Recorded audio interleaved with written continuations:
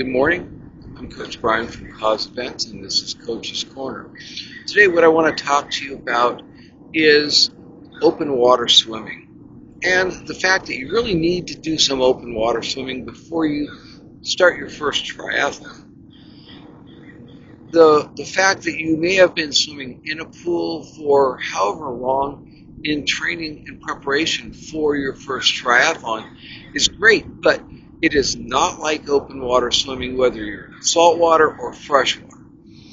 Whether you're in the ocean, the bay, a lake, a river, a pond, there's no substitute for being in open water. There's no line on the bottom. There are no sides to the pool sides that you can grab onto. There are things that live in there, and there are things that grow in there. There's weeds and grasses and all kinds of different things. But what you need to do is get used to this environment. The bay's not heated, so it's colder in the winter, it's warmer in the summer. You are probably going to need a wetsuit. Most people do. Some people can tolerate it pretty well, even this time of year, which is mid-December. So what do you need? You're probably going to need a wetsuit. You're going to need your goggles, your swim cap. You may want a thermal cap. It depends on how sensitive to the cold you are. Don't get me wrong. I go out there, I swim. Unless the water is below 50 or 60 degrees, I don't need a thermal cap. I do have a diving hood that I do when the water is below 60 degrees. If it's above 60 degrees, I can tolerate it just a silicone swim cap. Latex is a little thinner. It's not as warm as silicone is, which is roughly 3-4 times thicker.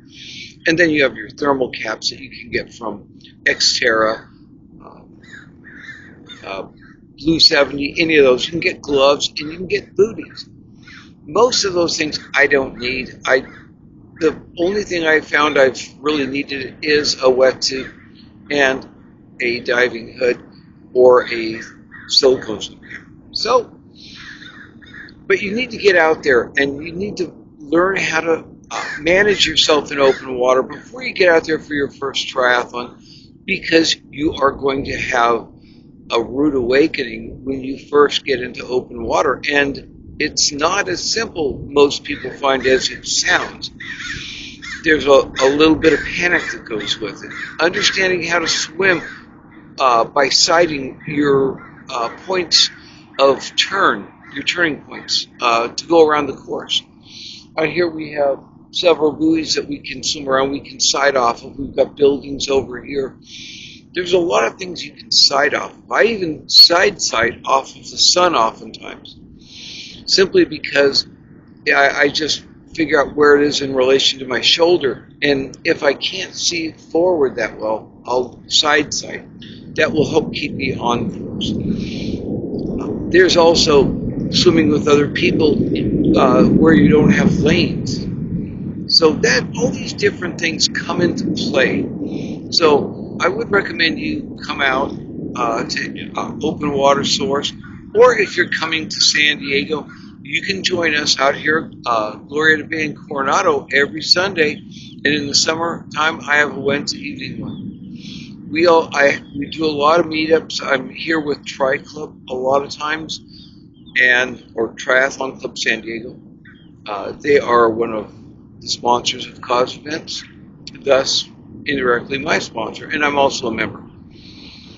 So find these groups like Tri Club that you can utilize to find open water swimming venues where you can practice.